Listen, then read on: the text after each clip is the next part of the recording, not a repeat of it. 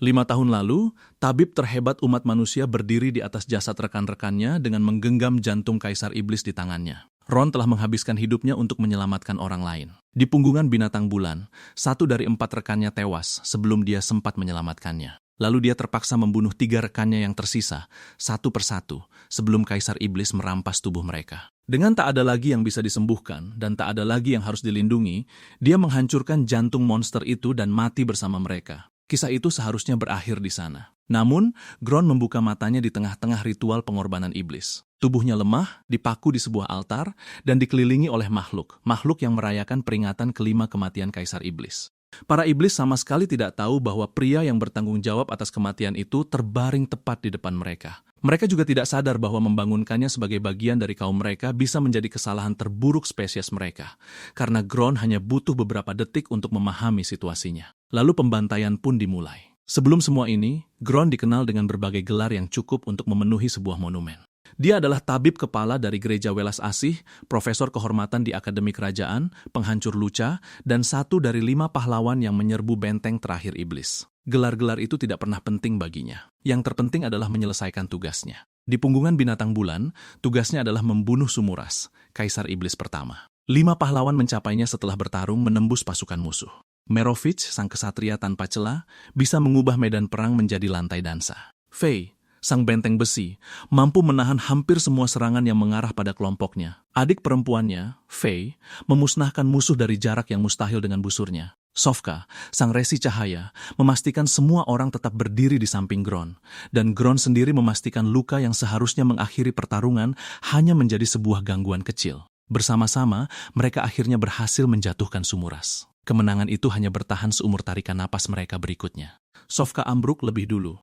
Gron menyalurkan kekuatan penyembuhan padanya hingga tak ada lagi yang bisa diperbaiki, namun nyawanya tetap melayang. Kemudian darah Sumiris mulai merayap di tanah. Serpihan dagingnya yang hancur melilit para pahlawan yang tersisa, mencari tubuh yang cukup kuat untuk melanjutkan keberadaannya. Merovich memahaminya sebelum ada yang harus menjelaskannya. Jika benda itu mengambil alih dirinya, umat manusia harus melawan kekuatannya yang dikendalikan oleh kehendak kaisar iblis. Jadi, dia meminta Gron untuk membunuhnya selagi dia masih menjadi dirinya sendiri. Gron melakukannya. Mereka membuat permintaan yang sama, lalu Veja. Setiap kematian memberi makan bakat bawaan Gron, gunung mayat, dan lautan darah. Segel itu menghitung mereka yang gugur dan membalasnya dengan memberinya lebih banyak kekuatan. Itu adalah kemampuan yang kejam bagi seorang tabib. Dan di gunung itu, kemampuan itu menjadi cukup kejam untuk menyelamatkan dunia. Dengan rekan-rekannya yang telah tiada dan tubuhnya sendiri yang hancur, Gron menerobos gumpalan daging iblis, meraih jantung Sumiris yang tersisa, dan menghancurkannya dengan tangan kosong. Kata-kata terakhirnya adalah permintaan maaf kepada orang yang tak bisa dia bawa pulang. 5 tahun kemudian, para iblis berkumpul di Gunung Bundar untuk menghormati Sumiris dengan sebuah pengorbanan. 4 gadis manusia yang diculik ditempatkan di depan altar bersama iblis darah ular yang menyedihkan, yang dianggap tak berharga oleh yang lain. Iblis ular itu adalah tubuh baru Gren. Lengannya dipaku, kekuatannya nyaris tak tersisa, dan seekor iblis belalang sentadu bersiap untuk memotong-motongnya. Gren tidak panik. Dia mempelajari bilah pisau itu, sudutnya, dan makhluk yang memegangnya. Lalu dia menghina belalang itu secukupnya, agar ia mengayunkan senjatanya dengan ceroboh. Bilah itu meleset dari lehernya, dan malah memutuskan lengan yang terpaku di altar. Kebebasan itu sudah cukup baginya.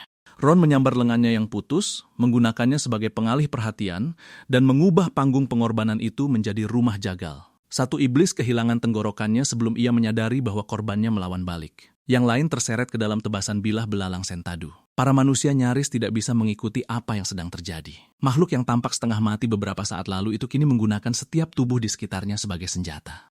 Belalang sentadu itu akhirnya melihat Gron dengan jelas dan mematung. Bertahun-tahun sebelumnya, ia selamat dari pertempuran laut di mana 1 manusia menghancurkan 3 raja iblis dan pasukan mereka. Wajahnya berbeda sekarang, tetapi auranya tetap sama. Ia mengenalinya. Kesadaran itu tidak menolongnya lama. Setelah permukiman itu menjadi sunyi, Gron memeriksa tubuh yang diwarisinya. Lengan yang putus itu sudah mulai tumbuh kembali. Darah ular memberinya tingkat penyembuhan yang tak masuk akal. Yang nyaris terasa lucu, andai saja tubuh itu bukan milik spesies yang menghabiskan hidupnya untuk ia musnahkan. 1 iblis masih hidup. Gron menindih makhluk itu dan membiarkannya menjerit sementara dia menutupi jasad ke-4 gadis yang dikorbankan lalu menguburkan mereka. Baru setelah jasad terakhir disemayamkan di dalam tanah, dia kembali mendatangi iblis yang tersisa itu. Iblis itu mengancamnya, memanggilnya sampah manusia, dan berjanji bahwa kepala permukiman akan membalaskan dendam mereka semua. Gron membelahnya menjadi dua. Penghitung di lehernya mencapai angka 9, namun peningkatan kekuatannya nyaris terasa seperti penghinaan. Bakat gunung mayat dan lautan darah tidak memberikan imbalan yang setara untuk setiap nyawa. Semakin kuat musuh yang mati, semakin banyak kekuatan yang dikembalikan oleh segel itu. 9 kroko tetaplah kroko. Dia memeriksa denyut nadinya, segelnya, dan ingatan yang terkubur dalam daging itu. Ini bukan kebangkitan. Dia telah dilahirkan kembali ke dalam tubuh iblis. Ron membenci setiap bagian dari kalimat itu. Meski begitu, kematian sudah merenggut satu kesempatan darinya. Dia tidak punya niat untuk menyia-nyiakan kesempatan kedua. Jika dunia bersikeras menjadikannya iblis, maka para iblis akan segera belajar betapa efisiennya kaum mereka sendiri dalam memburu mereka. Dia kembali ke gua tempat 5 pahlawan pernah beristirahat sebelum pertarungan terakhir. Di sana, dia memahat figurin kecil Merovich, Fei, Feya, dan Sofka. Tangannya mengingat wajah mereka lebih baik daripada yang dia inginkan. Dia membuat figurin kelima untuk dirinya sendiri, menatapnya, lalu membakarnya. Figurin-figurin itu menariknya ke dalam ingatan lama. Dulu, para pahlawan harus menyeberangi danau api, dan Gron adalah satu-satunya yang tubuhnya sanggup menahan panasnya. Dia menggendong yang lain menyeberang di punggungnya. Kulitnya selamat, namun tidak dengan celananya. Fei membuatkannya pengganti dari rerumputan dan apapun yang tersisa di dalam tas mereka. Semua orang tertawa ketika melihat hasilnya. Grant menghabiskan sisa misi dengan bersikeras bahwa pakaian itu tak bisa diterima secara taktis, sementara Fei membelanya sebagai mode pulau yang autentik. Saat itu, ingatan tersebut membuatnya kesal. Kini sendirian di dalam gua, ingatan itu akhirnya membuatnya tersenyum. Yang lain tewas karena dia membunuh mereka. Tak ada gelar agung yang bisa memperhalus fakta tersebut. Ingatan dari tubuh barunya menawarkan pengalih perhatian yang tak terlalu menyakitkan. Pemilik sebelumnya adalah rekrutan yang sering ditindas, bertani untuk mencari makan, menghindari iblis yang lebih kuat, dan berharap bisa masuk ke kamp pelatihan. Kaum iblis telah berubah selama 5 tahun sejak Sumuris runtuh. Mereka kini memiliki sekolah, hukum, rute perdagangan, dan 5 wilayah kekuasaan yang dipimpin oleh para penguasa kuat. Tampaknya, peradaban telah menjangkau mereka, dan entah bagaimana membuat mereka jadi lebih menyebalkan. Gron mengikuti jejak rekrutan yang telah mati itu masuk ke sebuah kamp di Gunung Bundar. Di sana, dia mempelajari hierarki yang baru. Kekuatan seekor iblis diukur dari segel bakat, dengan yang paling berbahaya mencapai tingkat 6. Tubuhnya yang sekarang bahkan baru membangkitkan segel pertamanya. Saat pelatihan, seekor beast roar tangkapan berhasil lepas. Monster bersegel 3 itu merobek kekangannya dan membuat para rekrutan lari kocar-kacir. Gron tetap diam di tempatnya. Dia ingat pernah bertarung melawan spesies ini sebelumnya. Penglihatannya sangat baik, tidak peduli apa yang tertulis di buku atas namanya. Kelemahan aslinya adalah ia bisa merasakan niat membunuh dengan sangat jelas. Jadi Gron membiarkan sedikit niat membunuhnya bocor. Monster itu menatapnya sekilas, lalu lari ketakutan. Semua orang mengira buku pahlawan terkenal itu benar, dan makhluk itu hanya tidak melihatnya. Gron tidak mengoreksi mereka. Informasi yang salah di sekolah iblis tidak terdengar seperti masalah, melainkan lebih seperti layanan masyarakat. Jenius bersayap yang mendorongnya tadi salah mengira uluran tangan Gron sebagai tawaran untuk membantunya berdiri. Dia meraihnya sambil berpura-pura bantuan itu tidak ada artinya. Gron merobek sepotong pakaian iblis itu, menyeka darah beast roar dari jari-jarinya, lalu pergi. Penghinaan melakukan apa yang tidak bisa dilakukan oleh rasa takut. Si jenius menuntut penjelasan di depan rekrutan lainnya. Gron memberitahu mereka bahwa dia membaca kelemahan itu di buku manusia berjudul Taktik Melawan Iblis. Penulisnya adalah Gron sendiri. Buku itu dengan salah mengklaim Beast Roar punya penglihatan buruk, dan para rekrutan mempercayainya karena belum pernah bertemu satupun yang cukup cerdas untuk bicara. Kebohongan itu memberi si iblis bersayap sebuah ide. Jika Gron tahu taktik manusia, dia mungkin tahu di mana pemburu manusia menyembunyikan harta karun. Itulah sebabnya para perundung itu mengikutinya nanti, dan mengapa Gron tidak punya alasan untuk mencegah mereka. Insiden itu menarik perhatian dari para rekrutan sama yang menyiksa pemilik asli tubuh ini. 5 dari mereka mengikuti Gron menjauh dari camp, mengharapkan pukulan mudah lainnya. Dia membiarkan mereka mengepungnya karena mengumpulkan semua target di satu tempat menghemat waktu. Penyerang pertama menghirup kepulan racun ular. Yang kedua kehilangan jejak Gron di dalam asap hanya untuk menyadari bahwa ular tidak butuh penglihatan normal ketika panas tubuh menandai setiap musuh dengan warna merah terang. Gron bergerak menembus kabut, mematahkan sendi dan menggorok leher sementara kelompok itu menyerang bayangan. Satu yang selamat akhirnya menawarkan informasi sebagai ganti nyawanya. Dia tahu lokasi gua harta karun rahasia. Gron menerima kesepakatan itu. Dia bahkan membiarkan iblis itu berjalan di depan. Itu bukanlah belas kasihan, melainkan untuk mendeteksi jebakan. Gua itu dipenuhi pisau tersembunyi, lantai yang runtuh, dan makhluk yang ditempatkan di sana untuk membunuh pencuri. Pemandu Gron menemukan sebagian besar jebakan itu dengan tubuhnya sendiri. Saat mereka mencapai ruang dalam, si bodoh yang malang itu telah menjadi perisai cukup sering hingga sadar bahwa janji keselamatan ternyata punya syarat yang sangat fleksibel. Pemilik asli harta karun itu adalah iblis bersayap dengan 2 segel bakat. Dia menembakkan panah petir, meninggalkan ruangan, dan kabur melintasi danau yang dipenuhi cacing empedu. Gron tetap mengejarnya. Kawanan cacing menyerbunya dalam jumlah yang cukup besar untuk menguliti daging dari tulang. Alih-alih, setiap kematian memberi makan gunung mayat dan lautan darah. Segel kedua Gron terbuka di tengah danau, dan lonjakan kekuatan yang tiba-tiba memungkinkannya membantai seluruh sarang itu. Iblis bersayap itu telah menunggu momen yang tepat tersebut. Dia menarik panah petir kaisar dan menembak sebelum Gron bisa menstabilkan kekuatan barunya. Petir menelan iblis ular itu bulat-bulat. Sesaat, bahkan Gron berpikir tubuh barunya telah mencapai batas. Kemudian insting bertahannya mengaktifkan kemampuan bawaan yang disebut kulit ular. Alih-alih menahan petir, tubuh itu berganti kulit, beradaptasi, dan menarik energi itu ke dalam dirinya. Gron melangkah keluar dari ledakan dengan wujud petir yang baru. Kepercayaan diri si iblis bersayap langsung lenyap seketika. Saudara perempuannya yang buta ikut campur dalam pertarungan. Matanya bisa memperbudak makhluk hidup, jadi dia memaksa seekor cacing raksasa untuk menyerang, sementara saudaranya terus menembak dari atas. Itu adalah kombinasi yang bagus. Jika melawan orang lain, itu mungkin akan membuahkan hasil. Gron menggunakan tubuh cacing itu untuk menangkis panah berikutnya, memperpendek jarak menembus petir, dan merobek saudaranya dari udara. Saudara perempuannya mencoba mengendalikannya secara langsung, tetapi sesuatu yang hidup di balik segel Gron jauh lebih mengerikan dari apapun di dalam matanya. Kedua bersaudara itu berakhir tersungkur di tanah. Saat menggeledah barang bawaan mereka, Gron menemukan kantong berisi mata manusia yang masih segar. Si kakak menjelaskan bahwa dia mengumpulkannya untuk menyembuhkan kebutaan adiknya. Dia berharap Gron bisa mengerti.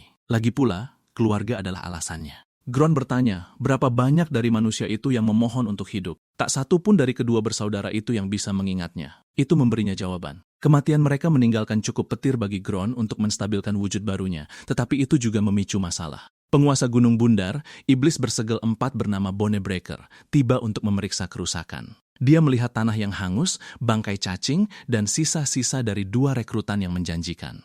Siapapun pelakunya tidak seharusnya ada di dalam wilayah kekuasaannya. Gron mengawasi dari kejauhan dan memutuskan bahwa wanita itu akan jadi target berikutnya. Menyerang penguasa bersegel 4 dengan segel kedua yang baru setengah teruji bukanlah sebuah rencana, melainkan setor nyawa. Jadi dia mulai mencari senjata dan informasi. Ingatan rekrutan yang mati menuntunnya ke pasar tersembunyi di bawah gunung. Tempat itu menjual segala sesuatu yang menurut hukum permukaan sudah tidak lagi digunakan oleh iblis. Jantung manusia diubah menjadi ramuan mujarab. Para budak dirantai di samping kedai senjata. Baja kematian, logam yang bereaksi terhadap kekuatan spiritual, diperdagangkan layaknya rongsokan biasa. Bonebreaker diduga telah melarang sebagian besarnya, yang berarti pemerintahannya korup atau sangat buruk dalam membaca situasi. Gron berpura-pura menjual panah petir dan menggunakan negosiasi itu untuk mengidentifikasi semua yang terlibat di pasar tersebut. Lalu dia membunuh para pedagang, mengambil baja kematian itu, dan membuka kandang budak.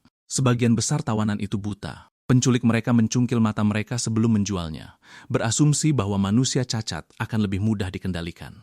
Gron memulihkan penglihatan mereka satu persatu. Seorang gadis melihat sekeliling untuk pertama kalinya, menatap iblis-iblis yang mati, dan langsung melontarkan lelucon yang mengerikan. Tidak ada yang tertawa. Gron tertawa. Begitulah cara Sula memutuskan bahwa dia mungkin iblis yang paling tidak berbahaya di ruangan itu, yang mana itu adalah standar yang sangat rendah.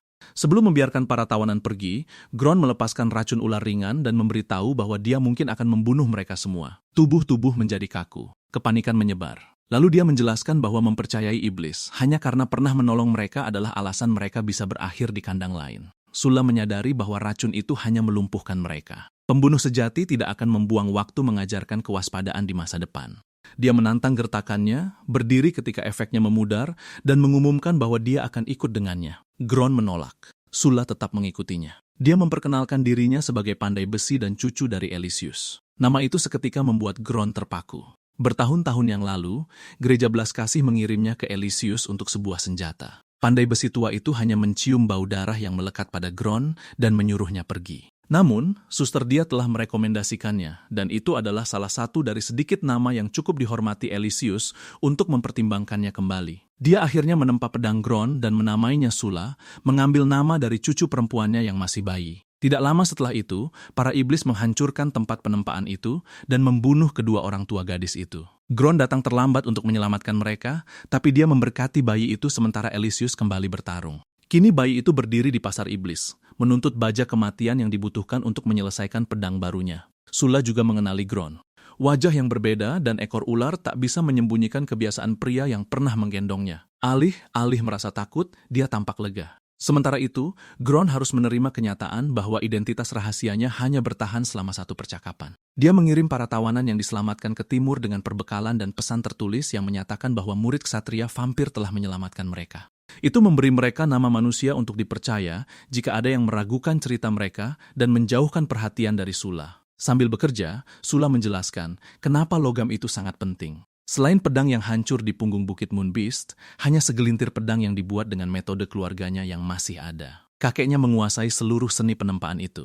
Dia hanya tahu sebagiannya. Raja Iblis bernama Agricola tahu cukup banyak hal yang bisa sangat membahayakan. Senjata yang belum selesai itu mulai terbentuk di bawah palunya. Sula menyebutnya Sula Junior. Gron menatap pedang yang dinamai dari pandai besi yang dinamai dari pedang lamanya dan memutuskan untuk tidak bertanya apa yang terjadi jika versi ketiga muncul. Bonebreaker sudah menyadari ada predator lain yang bergerak di wilayahnya. Kasus hilangnya nyawa sudah dimulai sebelum Gron tiba. Para iblis berbakat telah terbunuh selama 2 tahun, dan sekarang pasar gelap juga telah dilenyapkan.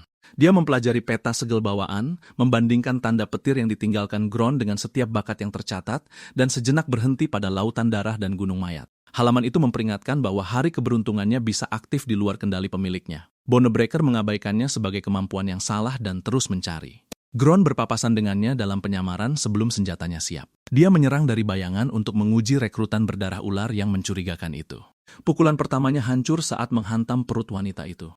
Dia menjatuhkan kanopi air ke atas mereka berdua dan mengalirkan petir melalui banjir itu. Tapi Bonebreaker memusatkan kekuatan segel di sekujur tubuhnya dan menahan sengatan listrik itu. Keduanya tidak menunjukkan semua kemampuan mereka.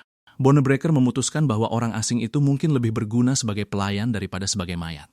Gron mundur karena tahu dia hampir tidak bisa melukainya di levelnya saat ini. Saat dia sampai di gua, asap hitam mengepul dari pintu masuk. Sula lupa membuat pipa pembuangan dan hampir menimbun tempat penempaan itu dengan jelaga, tapi pedang di tangannya sangat nyata. Pedang itu belum memiliki pelindung, gagang, maupun pangkal. Gron membalut bagian puting pedang yang terbuka dengan kain dan memutuskan bahwa baja yang belum selesai lebih baik daripada peti mati yang sudah jadi. Sula bertanya, apakah dia bisa melakukan bentuk kedua dari pedang Skyfall dengan senjata itu? Gron berkata tidak ada tempat di Gunung Bundar yang cukup aman untuk demonstrasi penuh. Keesokan harinya, dia sudah menemukan tempat yang pas. Sekarang dia hanya perlu memancing Bonebreaker ke tempat yang sepi. Sang penguasa memiliki satu kelemahan yang disetujui oleh setiap informan. Dia sangat menyukai pai buah raksasa. Gron memanggang pai yang cukup besar hingga pantas disebut sebagai alat pengepungan dan membawanya langsung ke kediaman wanita itu sementara para penjaga pergi mencari anggur. Itu bukanlah rencana pembunuhan paling bermartabat yang pernah dibuat, tapi martabat tak pernah bisa membunuh iblis segel 4. Bonebreaker sudah menunggu di aula pertemuan. Dia menatap pai itu, menyebut Gron anak pintar karena datang padanya secara sukarela dan meraih potongan pertamanya. Namun, Gron malah menggores pipinya dengan Sula Junior. Serangan pertamanya hampir meremukkan dada Gron. Gron membalas dengan petir, tapi perisainya langsung menelan hantaman itu. Dia mengubah sudut, mengirimkan arus lewat lantai, dan menggunakan baja kematian Sula Junior untuk mengganggu aliran segel Bonebreaker. Wanita itu beradaptasi dengan sama cepatnya. Setiap pertukaran serangan terasa sangat tak asing. Caranya menapakkan kaki sebelum menerima serangan berat, sedikit penyesuaian pada perisainya. Bahkan jeda yang dia gunakan untuk memancing musuh masuk ke jarak serang. Gron telah bertarung di samping kebiasaan itu selama bertahun-tahun. Bonebreaker menghempaskannya menembus satu lantai ke lantai berikutnya. Tengkoraknya retak terbentur batu. Darah ular memulihkan luka itu, tapi penyembuhan tak membuat rasanya dijadikan alat konstruksi menjadi menyenangkan. Gron bangkit dan mengeluarkan bentuk kedua dari pedang Skyfall. Bonebreaker merespons dengan menancapkan tombaknya ke tanah dan membuka bakat puncaknya. Panji perang raksasa muncul di belakangnya. Panji itu menyerap kekuatan serangan Gron, menyimpannya, lalu memantulkannya kembali dengan lebih dahsyat. Gron tahu kemampuan itu. Dia sudah melihat kemampuan itu menyelamatkan nyawanya lebih dari yang bisa dihitungnya. Dia menurunkan senjatanya dan memanggilnya, Faye. Bonebreaker terhenti. Nama itu menarik ingatan mereka berdua kembali ke pertemuan pertama mereka. Merovich telah berjanji pada yang lain bahwa dia menemukan anggota kelima untuk kelompok mereka. Namun ketika tiba di Gunung Bundar, yang mereka lihat hanyalah raksasa bangkit dari apa yang tampak seperti bukit, dan sesuatu meledak menembus puncak tengkoraknya.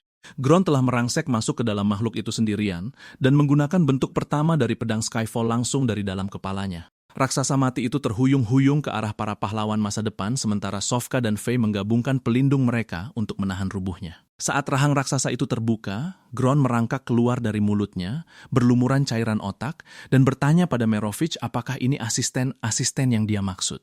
Merovich mengoreksinya. Mereka adalah rekan seperjuangan yang akan mengalahkan Kaisar Iblis bersama-sama. Gron langsung menarik batas antara kerjasama dan pertemanan. Perasaan yang kuat adalah sebuah kelemahan. Faye tidak setuju, tapi memutuskan bahwa tak ada gunanya berdebat dengan seseorang yang bersikeras menjadi sosok yang menyebalkan. Kini, di aula Bonebreaker yang hancur, pria menyebalkan itu menunjukkan segel di lehernya. Selama 5 tahun, Faye percaya bahwa semua orang dari punggung bukit Moonbeast telah tiada. Sekarang tabib yang membunuhnya berdiri di depannya sebagai iblis ular, memegang pedang yang dibuat oleh cucu dari pria yang menempa pedang pertamanya. Butuh waktu sejenak baginya untuk memutuskan apakah ini sebuah keajaiban atau hinaan paling rumit di dunia. Lalu, dia pun tetap meninjunya. Setelah itu, dia memeluknya sangat erat hingga beberapa luka robek kembali, dan mulai menangis. Gron meminta maaf karena gagal menjaga kelompok mereka tetap hidup. Faye memotong ucapannya sebelum dia selesai bicara. Bahkan di kehidupan pertama mereka, tidak ada yang lebih membuatnya kesal daripada mendengar Gron mengklaim bahwa setiap tragedi tak akan terjadi jika dia berusaha lebih keras. Pertarungan sudah usai saat para penjaganya bergegas masuk.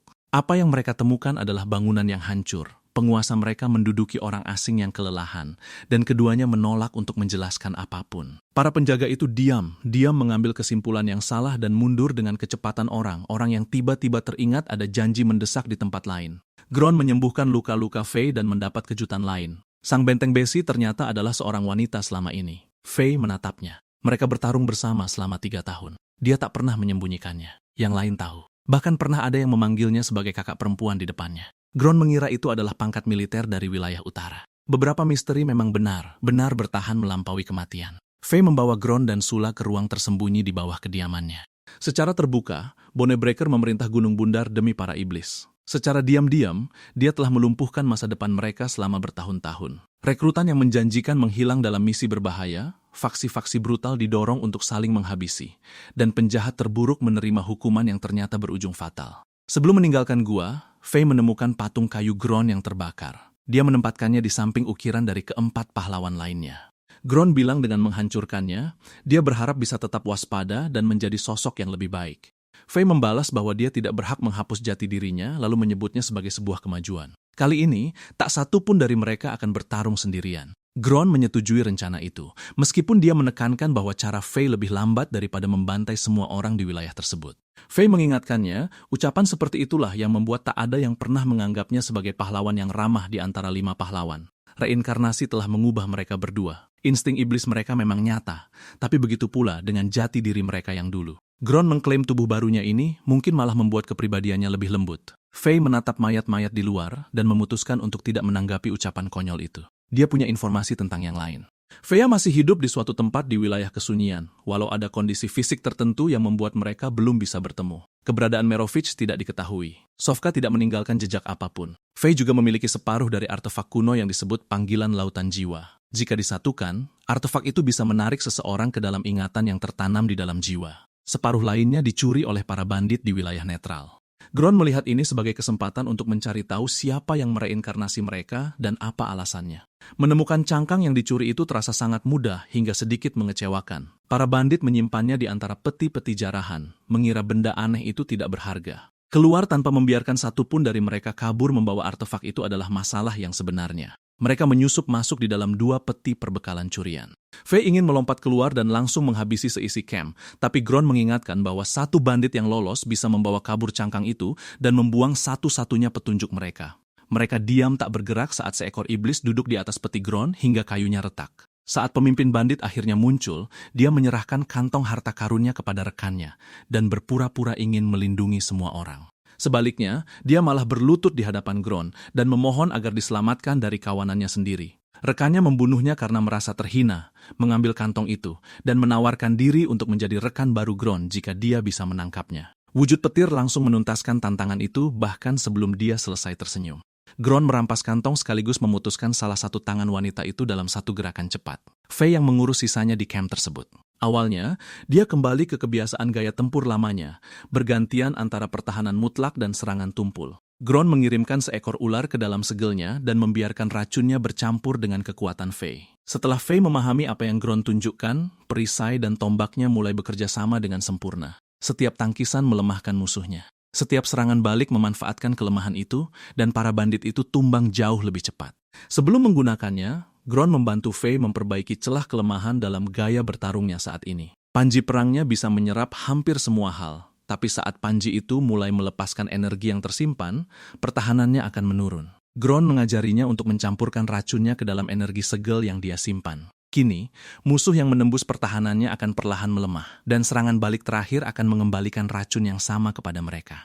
Faye tak suka mengakui kalau ide itu sangat brilian. Gron cukup pengertian untuk menyatakannya dengan lantang. Setelah cangkangnya utuh, mereka berdua memasuki lautan jiwa. Mereka melihat detik-detik terakhir Sumuras dari sisi yang berbeda. Kaisar Iblis itu memiliki lingkaran reinkarnasi, tapi itu bukan kekuatan aslinya. Sang penguasa keabadian, Ju, yang memindahkan kemampuan itu kepadanya. Saat Gron menghancurkan jantung Sumuras, lingkaran yang rusak itu tetap aktif. Ingatan itu memperlihatkan Sumuras membuka mata ketiganya yang tersembunyi setelah pedang Gron menembus tubuh Faye. Dia menyebut reinkarnasi sebagai rencana cadangan dan mengakui bahwa kekuatan itu milik orang lain. Kemudian lingkaran itu terbentuk mengelilingi jiwanya yang hancur, namun retak sebelum sempat berwujud sempurna. Lingkaran itu menarik jiwa di sekitarnya. Gron, Merovich, Faye, dan Fea terseret ke dalam ritual yang rusak itu bersama musuh mereka, tapi tidak dengan Sofka. Dia tewas sebelum Gron membunuh yang lain, yang berarti jiwanya sudah berada di luar jangkauan lingkaran tersebut. Fakta ini menyakitkan, tapi juga menimbulkan bahaya yang lebih mendesak.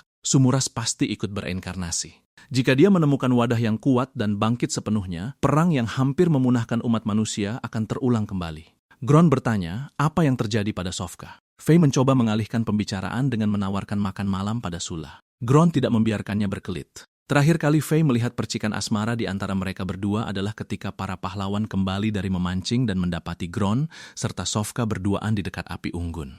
Faye menghentikan Merovich dan Fea sebelum mereka sempat mengganggu. Merovich yang pernah melewati satu pernikahan gagal, mengakui bahwa membaca suasana romantis bukanlah keahliannya. Sofka menyadari bahwa angka di sebelah mata Gron telah menghilang. Gron menjelaskan bahwa angka itu muncul saat dia membunuh di luar kendalinya, dan lenyap hanya ketika dia benar-benar merasa bahagia. Sofka mulai menyebutkan nama-nama orang di sekitarnya. Merovich membuat suasana camp terasa seperti rumah. Faye memang blak-blakan, tapi dia sangat perhatian. Fea membuat setiap percakapan terasa lebih santai. Lalu, Sofka menanyakan tentang dirinya sendiri. Gron memalingkan wajah dan berkata lirih bahwa dia juga termasuk dalam daftar itu. Kini, tidak ada Sofka di dalam lingkaran reinkarnasi, dan tak ada petunjuk bahwa dia kembali di tempat lain. Gron meninju bayangan Sumuras di dinding Faye. Jika Kaisar itu bahkan merampas harapan untuk menemukan Sofka lagi, maka itu adalah satu lagi utang yang harus dibayar dengan darah. Faye mencoba menyelami ingatan Gron lebih dalam, mencari hal lain yang mungkin ditinggalkan oleh lingkaran tersebut. Lautan jiwa berubah di sekelilingnya, cahaya memudar. Tulang belulang bangkit di bawah tali gantungan yang tak terhitung jumlahnya, dan sesuatu yang besar menatap balik dari dalam segel Gron. Patung-patung Dewi Welas Asih menggantung di atas jurang tak berdasar. Suara seorang anak kecil menyuruh Faye mengikutinya menuju jalan keluar. Gron yang lain berteriak dari belakangnya, melarangnya mendengar atau menatap anak itu. Dia menoleh. Itu bukan Sumuras. Kehadiran itu terasa lebih tua dari tubuh barunya dan jauh lebih haus akan kematian. Gron menarik Faye sebelum sosok itu bisa menggapainya. Kembali ke ruangan itu, Faye mendesak Gron menjelaskan apa yang baru saja dilihatnya. Gron bilang dia akan menjelaskannya saat dia sendiri sudah mengerti. Jawaban itu tidak memuaskan keduanya, tapi urusan Sumuras adalah prioritas utama. Faye menjelaskan bagaimana peradaban iblis berubah setelah kejatuhan sang kaisar. Sumuras menciptakan iblis pertama dan membagi kekuasaan kepada 5 penguasa besar. Ju kemudian memperkenalkan generasi baru, pendidikan formal, pemerintahan, dan hukum, lalu diam-diam mengganti sebagian besar penguasa lama dengan para pemimpin yang setia pada visinya. Hasilnya adalah ras yang masih memakan manusia, tapi kini juga mengurus dokumen birokrasi setelah melakukannya. Di saat Gron dan Faye merencanakan perburuan mereka, Sumuras ternyata sudah bangkit. Di desa Hearthstone, sekelompok iblis menyiksa seorang ayah manusia di depan anak perempuannya. Mereka tidak sedang mencari informasi. Mereka hanya menikmati penderitaan keluarga itu. Anak perempuan itu tiba-tiba berhenti menangis. Saat dia mendongak, Sumuras telah merasuki dirinya. Dia membunuh ayahnya lebih dulu, bukan karena kejam, tapi untuk mengakhiri penderitaan pria itu. Lalu, dia memusnahkan setiap iblis di desa itu karena menikmati penderitaan orang lain. Untuk sesaat, kaisar yang terlahir kembali ini tampak seolah-olah telah memiliki rasa belas kasih. Dan ibu dari anak perempuan itu pun kembali. Sumuras memeluknya, menyerap tubuhnya, dan memutuskan bahwa keselamatan sejati berarti mengakhiri penderitaan semua makhluk hidup dengan menjadikan mereka bagian dari dirinya. Dia telah mengubah bahasanya, bukan tujuannya. Jauh di sana, kegelapan di dalam segel Gron membisikkan solusinya sendiri, musnahkan setiap iblis. Gron tidak mempermasalahkan tujuannya. Dia hanya menolak membiarkan makhluk itu memilih metodenya. Untuk melindungi umat manusia saat dia berada di wilayah iblis, dia menggambar lingkaran pemanggil dengan darahnya dan memanggil mantan muridnya. Tidak terjadi apa-apa selama 2 jam. Faye tertidur bersandar pada sebuah batu. Sula mengawasi setiap kelelawar di pepohonan, berharap seorang vampir legendaris akan muncul dari kegelapan. Seekor kelelawar mendarat di belakangnya, dan dia menertawakan dirinya sendiri karena takut pada sesuatu yang begitu kecil. Kemudian paku besi berlumuran darah muncul di depan wajahnya. Philan, sang kesatria vampir, tiba dengan dugaan adanya jebakan. Dia menyerang iblis ular aneh itu sebelum Gron selesai menyapanya. Gron menangkisnya, mengkritik kuda-kudanya, dan mulai menceramahinya dengan nada yang sama, persis seperti yang diingat Philan di akademi. Sang kesatria berhenti di tengah serangannya. Bertahun-tahun lalu, Philan adalah siswa akademi penakut yang disiksa oleh model Lawrence dan teman-temannya. Mereka mengejek segel darahnya, menyeretnya ke tangga, dan mencoba memukulinya di tempat yang tidak terlihat oleh profesor. Model menempelkan logam panas ke tangan Philan. Anak itu memohon ampun karena ibunya akan menyadari luka itu. Model sangat memahaminya. Itulah sebabnya dia memilih tangannya. Gron melihatnya. Pertama, dia hanya menyingkirkan besi itu dan menyembuhkan Philan. Model memprotes bahwa profesor kehormatan tanpa jabatan tetap tidak memiliki wewenang atas putra seorang bangsawan. Gron merespons dengan melempar dia dan teman-temannya keluar jendela. Para perundung itu kembali dan menggantung Philan di pohon dengan tanaman rambat hidup. Mereka ingin dia memancing Gron ke tanah Lawrence, di mana klan itu bisa menyiksa sang profesor tanpa saksi dari akademi. Philan menolak, bahkan saat tanaman itu mulai mematahkan tulang-tulangnya. Gron menemukannya sebelum mereka sempat menyelesaikannya. Saat Gron menemukan jebakan kedua, dia membebaskan Philan dan menjatuhkan ketiga penyerang itu ke lereng. Saat mereka menghilang ke pepohonan di bawah, dia menyeletuk bahwa orang tua mereka mungkin butuh sekop untuk menggali tubuh mereka. Philan belajar 2 hal hari itu. Profesor Gron melindungi murid-muridnya, dan pria itu menunjukkan perlindungannya tanpa memedulikan keluhan para bangsawan. Gron juga melihat bakat Philan di daftar akademi dan menyuruhnya masuk kelas.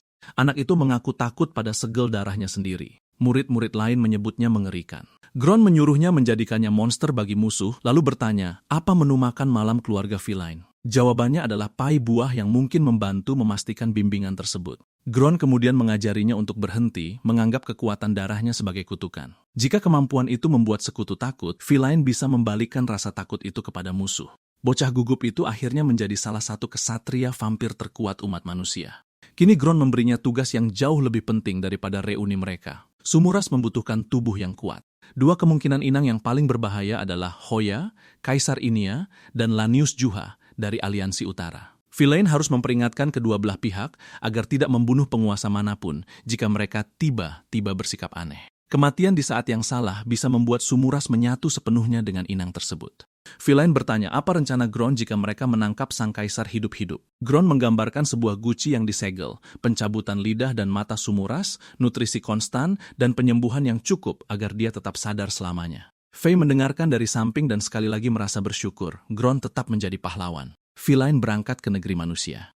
Gron, Faye, dan Sula bersiap untuk bepergian menuju Kadipaten Keheningan, di mana penguasa saat ini, Fanling, mungkin tahu lebih banyak tentang pergerakan Faye dan Ju. Sebelum mereka berangkat, salah satu perwira Faye mencoba mengingatkan kedudukan Gron. Desert Fang adalah iblis gurun tandus yang angkuh dengan bakat memilih orang yang paling salah untuk dipermalukan. Dia memaksa Gron berlutut di kotoran kuda di depan pasukan kavaleri. Faye tiba melihat kejadian itu, dan menyuruh Desert Fang menggantikan posisi Gron. Seluruh pasukan segera menyimpulkan bahwa iblis ular tak dikenal itu memiliki hubungan mengerikan dengan penguasa mereka. Desert Fang berubah dari penindas menjadi bawahan yang setia begitu cepat sehingga mungkin bisa disebut sebagai teknik pergerakan. Gron membiarkannya mempertahankan jabatannya. Orang bodoh yang berisik di posisi yang terlihat lebih mudah diawasi daripada orang bodoh ambisius yang mungkin menggantikannya. Di tempat lain, Ju mengumpulkan para penguasa iblis yang tersisa. Dia berpendapat bahwa spesies mereka membutuhkan lebih dari sekadar pasukan dan akademi. Mereka membutuhkan iman. Sumuras mungkin sudah mati, tetapi menyembah pencipta mereka akan memberi peradaban iblis sebuah identitas bersama. Fenling menolak gagasan itu dan keluar. Baginya, mengganti kekuatan dengan agama hanyalah cara lain bagi Zhu untuk menempatkan dirinya di atas para penguasa lainnya. Ketidaksepakatan itu memastikan bahwa kelima kadipaten tidak bersatu. Bagi Gron, itu berarti peluang. Vilain tiba di istana Kaisar Hoya dan mendapati bahwa memperingatkan seorang penguasa jauh lebih sulit saat penguasa itu suka mengubah urusan negara menjadi pertunjukan teater.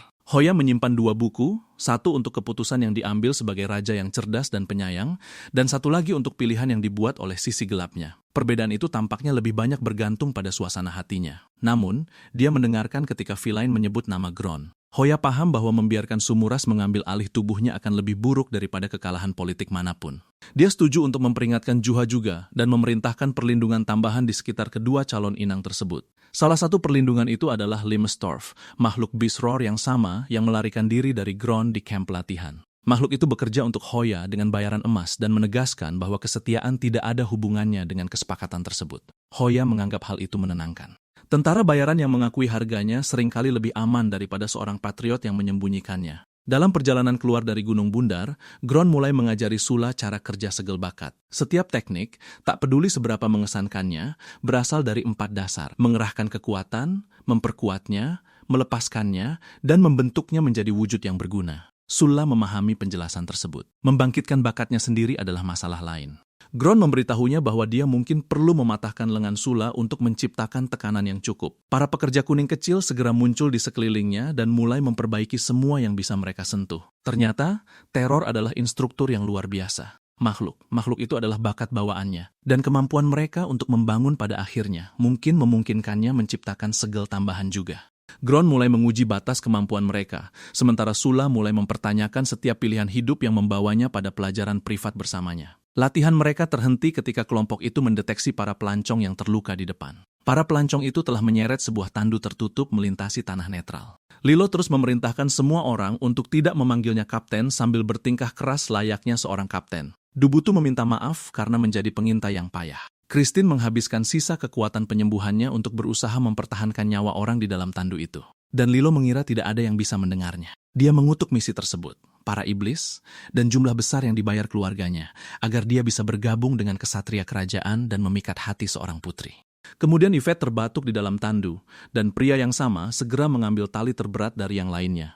Terlepas dari apapun tentang dirinya, dia tidak akan meninggalkannya. Gadis yang terluka itu adalah Yvette, putri angkat ke-9 Hoya. Para pengawalnya, Lilo, Dubutu, dan Christine, berusaha agar dia tetap hidup sambil menghindari para iblis yang menggeledah area tersebut. Yvette memiliki bakat tubuh surgawi, sebuah bakat yang mampu memperbesar tubuhnya atau apapun yang dia aliri kekuatan. Hal itu menjadikannya tepat seperti inang yang mungkin diinginkan, Sumuras di masa depan. Itu juga membuatnya berguna sekarang. Gron menawarkan untuk menyembuhkannya sebagai ganti informasi. Para pengawal tidak mempercayai iblis ular. Jadi dia diam meracuni Yvette dan menunggu Lilo menyadari kondisinya yang memburuk. Begitu sang kesatria menyadari bahwa Gron mengendalikan penawar dan waktu, percakapan menjadi jauh lebih jujur. Awalnya, Yvette menolak persyaratan tersebut. Dia menawarkan hampir semua pembayaran lainnya dan melarang Lilo mengungkapkan informasi tentang manusia. Dosis racunnya kecil, dan dia yakin bisa memulihkan cukup kekuatan segel untuk membersihkannya dalam hitungan menit. Gron berbalik seolah dia telah menerima penolakan tersebut. Yvette langsung melihat tipu muslihat itu dan memperingatkan Lilo bahwa dia hanya berpura-pura pergi agar mereka memanggilnya kembali. Lilo tetap memanggilnya kembali. Kelompok Yvette sedang mencari lengan Gron yang terputus. Setelah punggung bukit binatang bulan, entah bagaimana lengan itu sampai ke tangan iblis bernama Jir. Dia melayani Balnier, mantan penguasa yang sangat kejam bahkan menurut standar iblis, dan sekarang mengendalikan kota Ningyu yang hancur. Menyambungkan lengan pahlawan tersebut meningkatkan kekuatan Jir secara drastis. Yvette ingin lengan itu dilepaskan sebelum ada yang menemukan cara untuk meniru proses tersebut. Gron menyembuhkannya dan menyembunyikan reaksinya. Yvette tidak menghukum Lilo karena tidak mematuhinya. Dia mengambil tanggung jawab karena memberikan perintah yang tidak jelas dan menyuruh para pengawal beristirahat sebelum mencoba lagi. Itu mendapatkan lebih banyak rasa hormat dari Gron daripada gelar yang dimilikinya. Menemukan lengan lama milik sendiri menempel pada musuh adalah hal yang tidak menyenangkan. Mengetahui bahwa seorang putri sudah mengklaimnya lebih dulu jelas merupakan tindakan tidak sopan. Sebelum kedua belah pihak dapat merundingkan kembali kepemilikannya, persaudaraan Flyer mengepung mereka. Para bandit itu dipimpin oleh iblis yang bakatnya mengubah teka-teki menjadi aturan. Dia bertanya kepada Gron tulang mana di tangan yang paling penting. Gron menjawab yang keempat. Iblis itu menyatakan jawaban yang benar adalah jari kelingking, yang berarti hukuman yang dijatuhkan akan menghancurkan tubuh Gron. Tidak terjadi apa-apa. Bandit itu tertawa dan mulai menjelaskan mengapa Gron kalah. Gron melangkah maju, merobek rahangnya, dan memberitahunya bahwa teka-teki hanya memiliki kekuatan jika jawabannya benar-benar nyata. Sisa anggota persaudaraan itu menyerang. Skal, petarung terbesar mereka, mengubah bangunan di sekitarnya menjadi benteng batu yang bergerak. Dua bersaudara raksasa menerjang di belakangnya. Yakin tidak ada seorang pun di kelompok Yvette yang terluka bisa menghentikan beban seberat itu. Yvette berdiri, mengaktifkan tubuh surgawi, dan membesar hingga para raksasa itu hanya mencapai pergelangan kakinya. Satu langkah mengakhiri perdebatan itu. Mereka yang selamat melarikan diri, meninggalkan Gron dan Yvette dengan kesepakatan sementara. Mereka akan bekerja sama sampai Jir dikalahkan dan membagi rata lengan yang direbut kembali. Keduanya mengangguk dengan ekspresi yang sangat serius. Keduanya sudah berencana untuk mengambil lengan itu sepenuhnya. Saat kelompok itu bergerak ke barat, mereka melihat seekor naga jahat berputar-putar di kejauhan. Tidak ada yang cukup sehat untuk pertempuran, tidak perlu lainnya, jadi mereka menghindarinya dan mendirikan kemah. Di sekitar api unggun, para pengawal Yvette mulai berbicara tentang Merovich. Bagi mereka, sang kesatria tanpa cacat adalah pahlawan ideal yang anggun, terhormat, tak terkalahkan, dan sangat terampil sehingga tidak ada musuh yang pernah berhasil meninggalkan bekas luka padanya. Orang asing muncul di samping api unggun dan meminta sedikit keju, lalu dia memotong salah satu jari mereka. Pria itu adalah Merovich, terlahir kembali sebagai naga jahat yang mereka hindari sebelumnya. Dia mengumumkan bahwa tuannya memerintahkan untuk menangkap Yvette dan langsung melancarkan gaya pedang air mengalir sebelum ada yang bisa pulih dari keterkejutan. Gron mengenalinya setelah baku hantam pertama. Merovich juga mengenali Gron dan Faye dengan sama cepatnya. Itu seharusnya membuat reuni mereka lebih mudah. Ternyata tidak. Merovich menyerang lebih keras, mengeluh bahwa Gron pernah merusak wajahnya yang sempurna dan memotong lengan Faye untuk membuktikan bahwa dia serius. Jiwa naganya, malam abadi, menyebarkan kabut putih ke seluruh medan perang. Api berkobar di dalamnya, lalu membeku, mengubah seluruh area menjadi sangkar, di mana setiap tarikan napas bisa membakar atau menyayat. Yvette memperbesar sebuah perisai sementara Faye menahan tekanan secara langsung. Gron membaca perubahan suhu dan membuka rute aman menembus kabut itu. Tim itu selamat, tetapi Merovich tetap mendesak mereka mundur sebelum akhirnya menarik diri. Baru setelah dia pergi, Gron menjelaskan apa yang sebenarnya terjadi. Pertarungan tadi adalah sebuah pesan. Merovich sedang diawasi. Dengan mengklaim melayani seorang tuan dan menyerang secara meyakinkan, dia memperingatkan mereka untuk tidak mengungkap identitasnya. Setiap serangan yang tampaknya fatal mendarat di tempat di mana Gron atau Faye bisa pulih. Bahkan lengan Faye yang terputus tidak lebih berbahaya daripada serangan yang sengaja dialihkan Merovich agar tidak mengenai Yvette. Namun, keluhannya tentang wajahnya memang nyata. Di kehidupan pertamanya, Merovich terobsesi untuk mendapatkan bekas luka pertempuran yang layak. Dia akhirnya mendapatkan satu luka dalam pertarungan sengit dan memamerkannya dengan bangga kepada yang lain. Gron melihat sebuah luka dan menyembuhkannya sebelum Merovich sempat menghentikannya. Kesatria tanpa cacat itu tidak pernah memaafkan tindakan perusakan medis tersebut. Di kejauhan, Merovich menemui sang pengawas, Simon. Simon bekerja untuk organisasi tersembunyi yang sama dan ingin tahu mengapa sang naga membiarkan Yvette melarikan diri. Merovich mengklaim kelompok itu lebih kuat dari yang diperkirakan dan menuntut 10 botol ramuan segel Hoya sebelum mengambil resiko lagi. Simon menolak. Merovich menurunkan harganya menjadi 2 botol dengan martabat seorang pahlawan legendaris yang menawar di pasar Loak. Mereka sepakat dengan jumlah itu, dan dia setuju untuk terus mengawasi Yvette. Kembali ke kemah, Gron dan Faye mengungkapkan siapa diri mereka sebenarnya. Para pengawal Yvette hampir pingsan menanggung beban atas semua yang mereka katakan tentang para pahlawan dalam jarak pendengaran 3 dari mereka. Gron menyuruh mereka bangun. Ada masalah yang lebih mendesak daripada rasa malu akan masa lalu. Hal itu tidak menghentikan munculnya berbagai pertanyaan. Satu pengawal bertanya apakah kisah tentang Gron dan Sofka itu benar. Yang lain menyebutkan hantu-hantu di Jalan Putih, di mana 5 pahlawan pernah menghadapi seluruh iring-iringan pengantin yang tenggelam di danau air mata. Ingatan itu kembali dengan sangat jelas dan menyakitkan. Sofka memurnikan roh-roh pendendam sementara yang lain melindunginya. Ketika dia mengulurkan tangan pada Gron setelahnya, Gron bereaksi terhadap sentuhan itu dengan menghunus pedangnya. Lalu dia membuat Sofka meminta maaf karena mengejutkannya. Merovich dan Faye menganggap perilaku itu membuatnya tampak dingin dan mengesankan. Faye berpikir itu memang sifat asli Gron. Dengan berakhirnya pelajaran sejarah itu, kelompok tersebut tiba di Ningyu. Pasukan Jir mengendalikan setiap gerbang sehingga mereka tidak bisa masuk bersama-sama. Mereka harus masuk sebagai rekrutan, mempelajari pertahanan kota, mengidentifikasi kebenaran di balik kekuatan Jir, dan mengisolasinya sebelum menyerang. Tes perekrutan dijalankan oleh iblis bernama Clover. Kandidat yang terlihat lemah akan dibunuh di tempat. Mereka yang ragu akan dibunuh tidak lama setelahnya. Sebuah alat mengukur segel bakat dan potensi tempur sementara Clover menikmati mempermalukan semua orang yang menunggu dalam barisan. Gron melangkah melewati kandidat lainnya. Clover menjulurkan lidahnya dan memerintahkannya untuk kembali ke belakang. Gron meraih lidah itu, menusukkannya ke pemiliknya, dan memukulinya hingga tewas dengan bola penguji. Markus, pejabat yang mencatat hasil tersebut, mempelajari mayat itu dan menulis bahwa performa Gron sangat memuaskan. Ningyu memiliki proses perekrutan langsung. Sebelum kelompok itu berpisah, Dubutu memberikan Gron gulungan khusus. Apapun yang digambar pada satu salinan akan muncul di salinan lainnya, memungkinkan mereka untuk bertukar informasi tanpa harus bertemu. Para penjaga Jir menggeledah setiap rekrutan, jadi Gron menyayat lengannya sendiri, menyembunyikan gulungan itu di dalam, dan menyembuhkan kulit di atasnya. Para penjaga tidak menemukan apapun. Selama wawancara, Jir duduk di depan piano. Dia menjelaskan bahwa musik membantunya mengendalikan hasrat untuk membunuh semua orang di sekitarnya.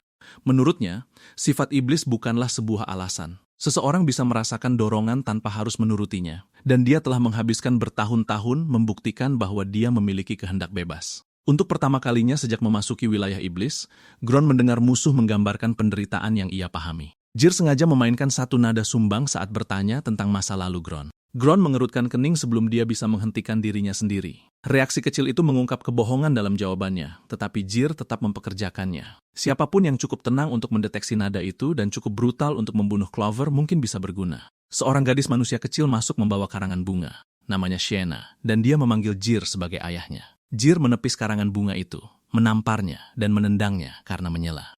Jir mengatakan bahwa dia adalah budak, bukan anak perempuan, lalu menyuruhnya kembali ke ruang bawah tanah. Gron menyaksikan seluruh kejadian itu tanpa bergerak sedikit pun. Kemudian, dia menemui Shena dan mengembalikan bunga-bunga yang jatuh itu. Shena bersikeras bahwa Jir itu baik. Dia memberinya makan, melindunginya dari iblis yang lebih kejam, dan tidak pernah memukulnya lebih keras dari yang seharusnya.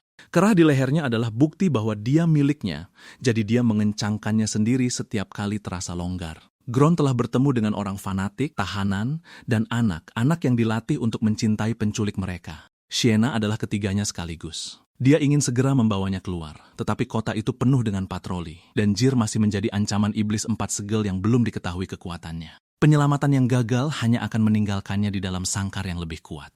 Gron memilih untuk bersabar, meskipun setiap naluri dalam dirinya membenci hal itu.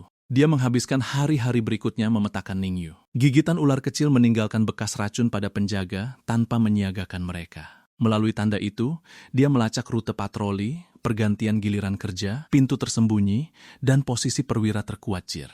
Lalu Simon memasuki kota itu. Dia dan Jir masing-masing membawa lentera hantu yang terhubung dengan atasan mereka yang sebenarnya, Matthias. Lentera itu memungkinkan seseorang melakukan perjalanan melintasi ruang spiritual yang terlipat, membuat jarak seolah tidak ada artinya. Gron mendengarkan dari persembunyian sementara Matthias berbicara kepada bawahannya seolah mereka adalah bidak di papan catur. Simon adalah bentengnya. Jir adalah gajahnya. Jir dulunya adalah milik Balnier. Mantan Raja Iblis itu menempatkan perangkat pengendali di dalam tengkoraknya, lalu menjual Jir beserta separuh mekanismenya kepada Matthias. Matthias menjanjikan kebebasan saat permainan politik mereka berakhir.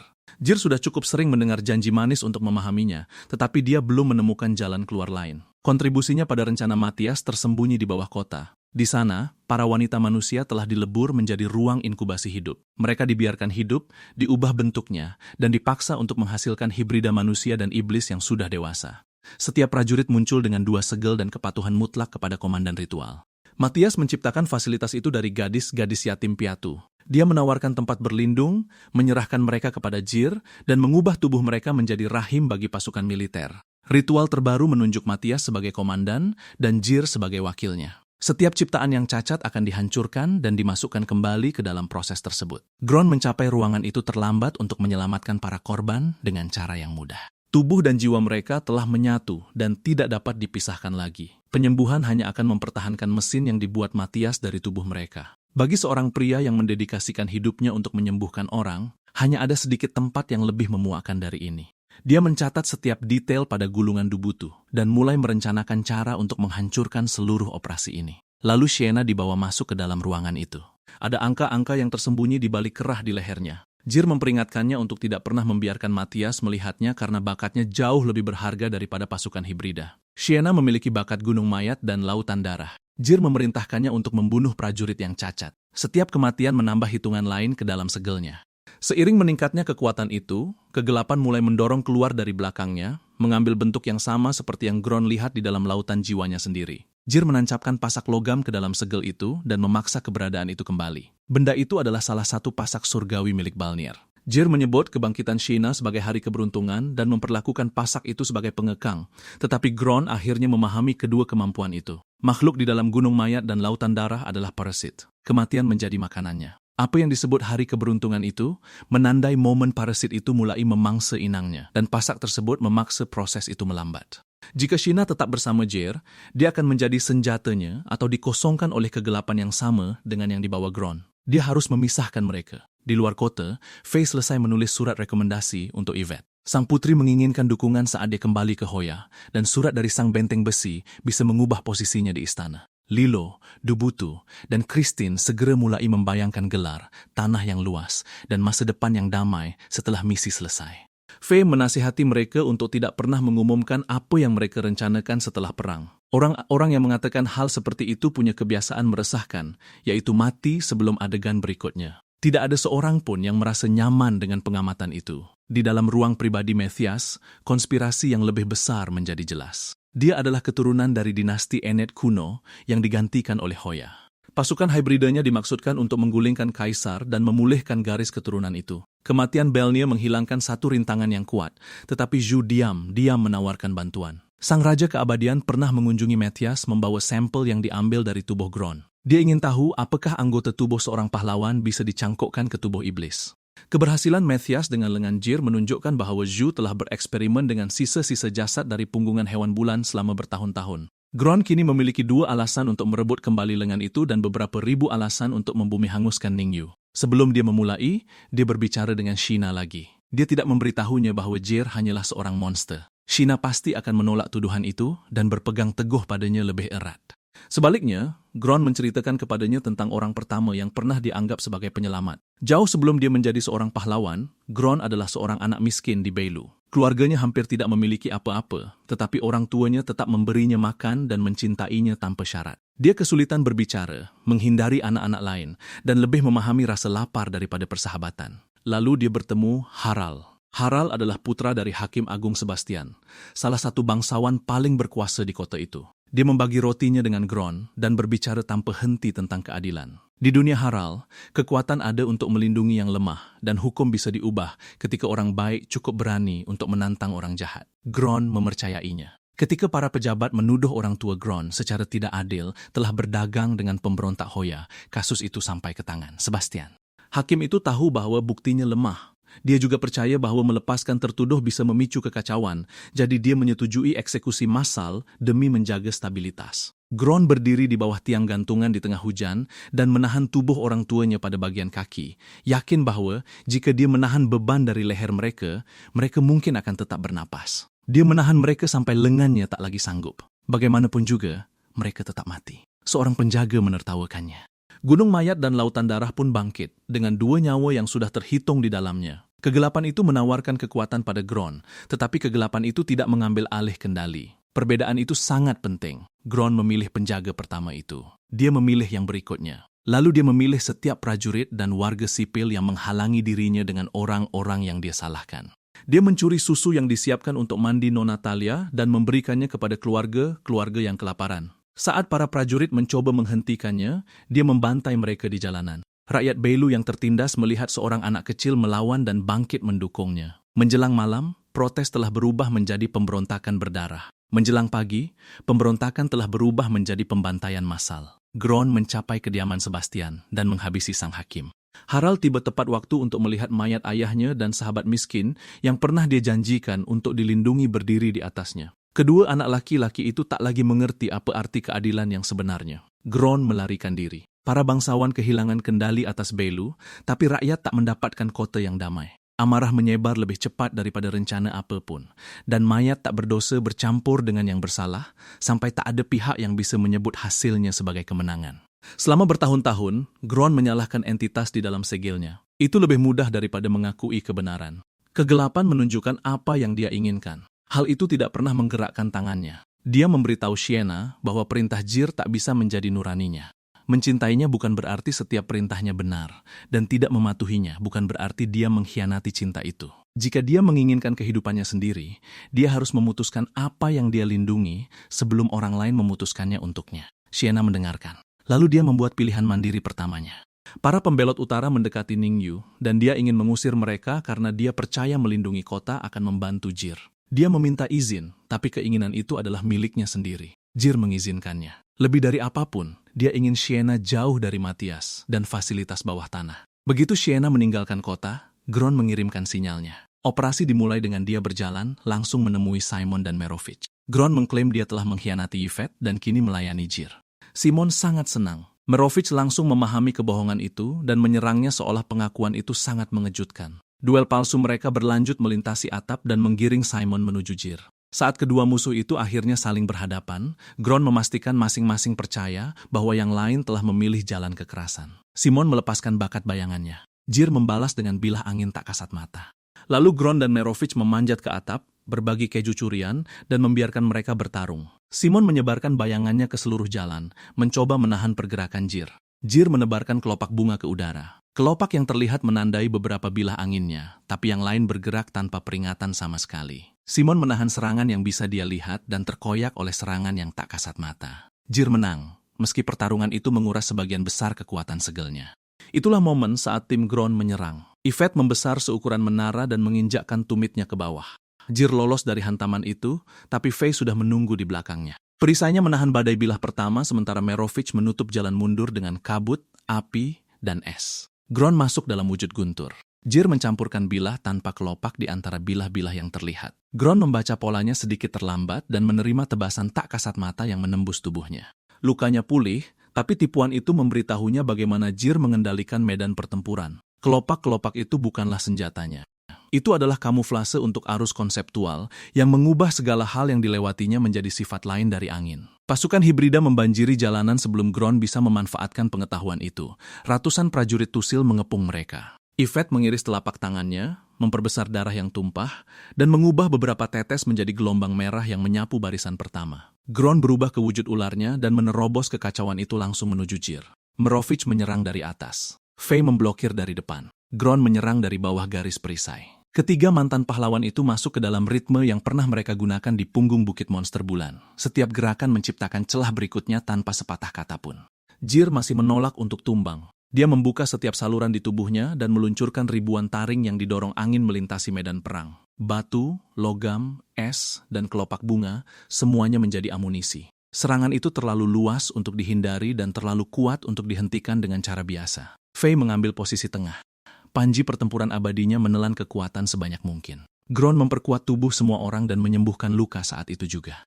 Merovich membakar gugusan terpadat sebelum mencapai yang lain. Mereka bertahan hidup. Merovich membayar harga termahal. Segelnya nyaris kosong. Panji Faye kelebihan beban, dan tubuh baru Gron membangun kembali dirinya lebih cepat daripada memulihkan tenaga. Jir bertanya, kenapa mereka rela menghancurkan seluruh kota demi sebuah lengan. Gron memberitahunya bahwa lengan itu berhenti menjadi alasan utama saat dia bertemu Sienna. Saat itulah gadis itu kembali. Sienna melihat jalanan yang hancur, pria terluka yang dia panggil ayah, dan orang-orang asing yang bertanggung jawab. Keraguan apapun yang diciptakan cerita Gron lenyap di bawah amarah yang meluap. Gunung mayat dan lautan darah bangkit di belakangnya, dan dia menyerang sebelum siapapun bisa menjelaskan. Pukulan pertamanya melempar Gron menembus dinding. Pukulan kedua menghantam Merovich hingga amblas ke jalan. Yvette membesarkan tubuhnya sendiri untuk menahan gadis itu, tapi Sienna menggunakan prajurit mati di sekitarnya sebagai bahan bakar dan melemparkan sang putri menjauh. Faye melangkah di antara mereka. Sienna menyerang dengan segala yang diberikan segel kepadanya. Faye menyerap setiap serangan ke dalam panji pertempuran. Gadis itu bertambah kuat dengan setiap kematian di dekatnya, sementara tekanan yang tersimpan di balik Faye menjadi cukup berat hingga meretakkan tanah di bawah kakinya. Jir memerintahkan Sienna untuk berhenti membahayakan dirinya sendiri. Dia tidak mendengarkan. Ini pertama kalinya dia tidak mematuhinya demi keputusannya sendiri. Dan sayangnya, keputusan itu adalah menghajar musuhnya sampai mati. Pertahanan Faye mulai goyah. Dia menunggu sampai Sienna melancarkan satu serangan pamungkas, melepaskan panjinya, dan menggunakan pembalasan yang setimpal. Setiap pukulan yang diberikan gadis itu kembali sekaligus, kini bercampur dengan racun yang dipelajari Faye dari Gron. Serangan balik itu menjatuhkan mereka berdua. Selama beberapa detik, tak ada yang punya cukup kekuatan untuk bergerak. Jir menatap Sienna yang terkapar di reruntuhan. Amarah menggantikan ketenangan yang dia pertahankan di sepanjang pertempuran. Dia berjalan ke arah Gron, mengumpulkan satu bilah angin terakhir, dan berjanji akan mengoyak siapa saja yang menyakiti putrinya. Kereta perang terbang menabrak medan pertempuran sebelum dia mencapai mereka. Taring gurun yang mengemudikannya. Dia berteriak agar bosnya naik, memacu kereta, menembus puing-puing yang berjatuhan, dan menyuruh para pahlawan yang terluka untuk bergerak. Jir melemparkan batu ke arah mereka. Gron membelahnya di udara dan menyuruh Taring membawa yang lain melewati rute bawah tanah sementara dia menahan Jir. Kereta perang itu berhasil lolos. Gran tidak. Agak jauh dari sana, Simon cukup sadar untuk bertanya apakah pertarungannya sudah selesai. Sepatu bot yang mengilap berhenti di samping kepalanya. Matias telah tiba melalui lentera hantu. Simon mencoba menjelaskan bencana itu. Matias mendengarkan, menyebutnya karung jerami yang tak berguna, lalu mengubah iblis yang kalah menjadi payung agar debunya tidak mengenai pakaiannya. Lalu ia turun menghampiri Zir dan bertanya bagaimana uskup itu bermaksud memberinya kompensasi atas pasukan yang telah dihancurkan. Jr baru saja mengalahkan Gron saat Matias menyadari kehadiran Sienna. Dia bertanya, siapa anak aneh itu? Jr menjawab terlalu cepat. Dia bukan siapa-siapa, hanya budak terlatih yang ia gunakan sebagai penjaga. Matias tersenyum dan berkata bahwa anak-anak butuh udara segar. Dia akan mengajaknya jalan-jalan, mungkin memberinya hadiah, dan mengembalikannya setelah selesai. Kata-katanya terdengar baik, namun tatapan di balik matanya tidak demikian. Angin berkumpul di telapak tangan Jr. Matias menatapnya. Angin itu menghilang. Jr berkata ia tidak keberatan. Saat Matias mengangkat Sienna, anak itu dengan lirih memanggil ayahnya. Jr berlutut dan memintanya untuk tidak menyakitinya.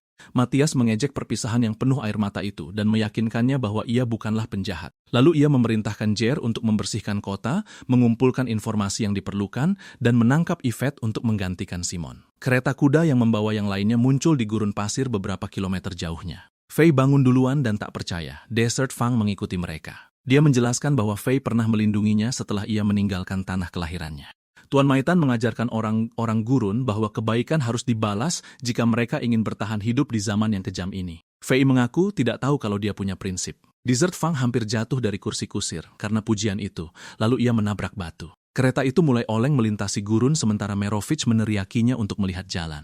Sesosok mungil yang melambai dari punggung bukit di dekatnya menyelamatkan mereka dari mengetahui apakah kereta itu bisa berguling lebih banyak daripada kemampuan tubuh Gran untuk sembuh. Sosok itu adalah salah satu pekerja kuning milik Sula. Sebelum serangan, dia telah mengatur titik kumpul kalau tim mereka terpisah. Sula menunggu di sana, tapi Lilo, Dubutu, dan Christine tidak ada. Terakhir kali dia melihat ketiga pengawal itu sedang mendekati distrik luar Ningyu.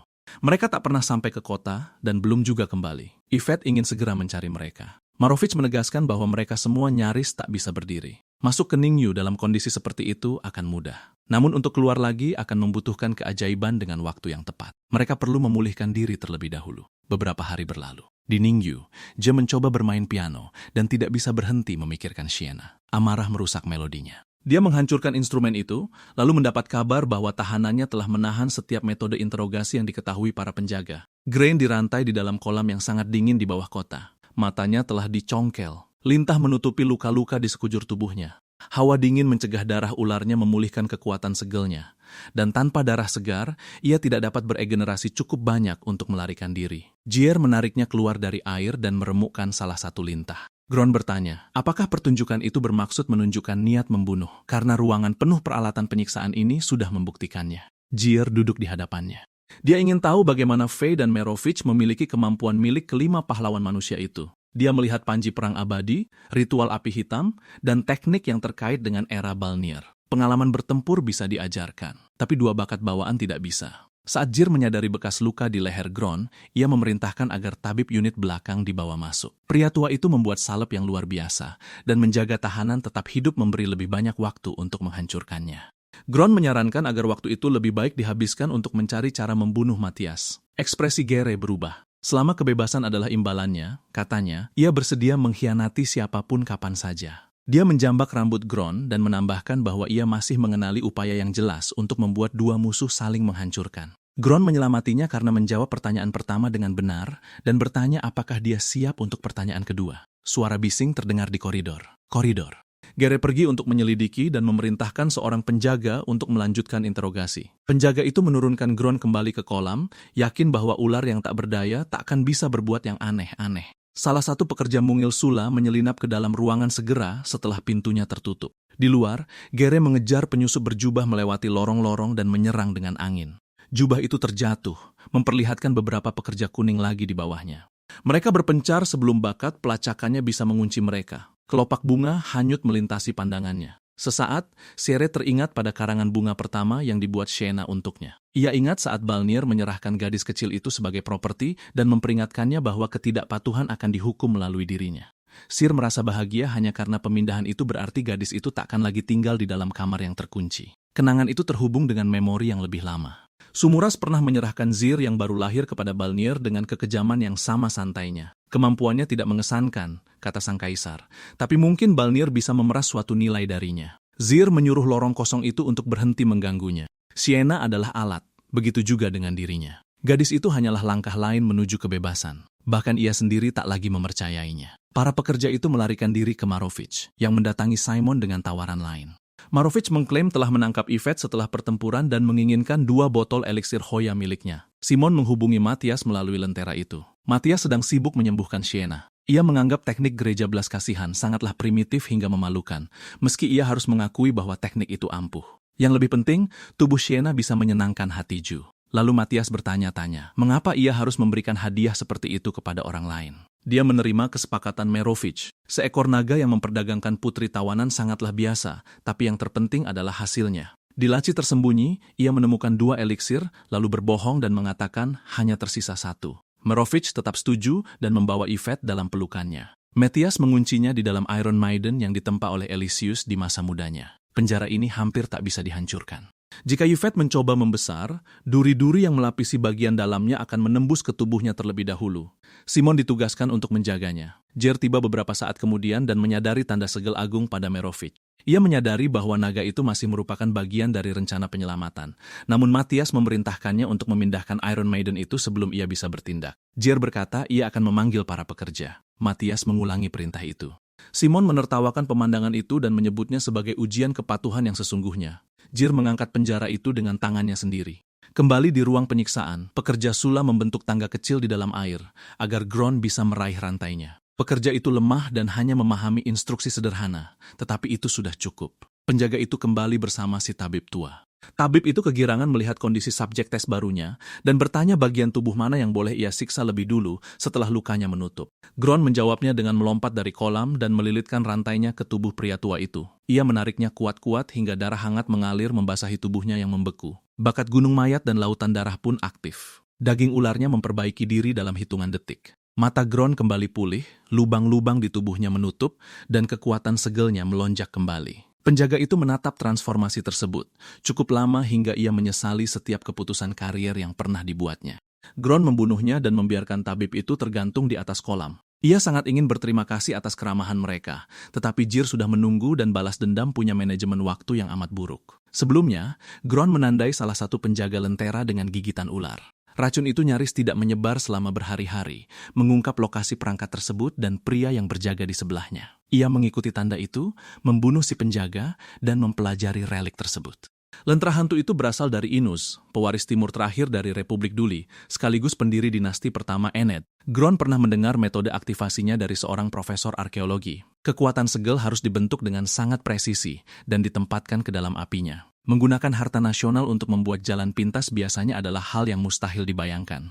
Namun, Gron tidak pernah sentimental soal kepemilikan. Matthias dan Jir membawa Iron Maiden itu ke sebuah gudang tua. Simon berjanji bayangannya akan membunuh siapa saja yang berani masuk. Jir pergi untuk melanjutkan penyelidikan dan Matthias kembali melalui lenteranya. Sienna terbangun sendirian di kamar Matthias. Ia menemukan laci tersembunyi, mengambil benda di dalamnya, dan mencoba mengaktifkan lentera itu agar ia bisa kembali pada Jir. Tidak terjadi apa-apa. Matthias muncul dan memergokinya. Alih-alih marah, pria itu malah menawarkan diri untuk mengajaknya berburu. Hanya keturunan Inus dan akademisi tua yang membelot ke Hoya yang tahu metode sebenarnya dari lentera itu, jadi tak ada resiko gadis itu melarikan diri tanpa sengaja. Ia membawanya ke hutan pribadi yang dipenuhi makhluk ciptaan dari para budak istana semasa kecilnya. Membunuh mereka akan meningkatkan jumlah korbannya, membawanya selangkah lebih dekat menuju segel berikutnya. Matias berbaring di atas salah satu makhluk ciptaannya dan menyuruhnya untuk membangunkannya saat hiburan ini selesai. Sementara Sienna bertarung, Gron mengaktifkan lentera kedua. Simon melihat cahaya di tumpukan harta karun dan mengira Matias telah tiba. Ia melangkah mendekat. Tangan Gron menembus dadanya. Simon hanya sempat kebingungan sejenak sebelum pedang Sula menebas tubuhnya. Gron menarik pedangnya dan memperingatkan iblis yang sekarat itu untuk tidak menyentuh barang milik orang lain. Lalu ia mengetuk Iron Maiden. Yvette menjawab dari dalam.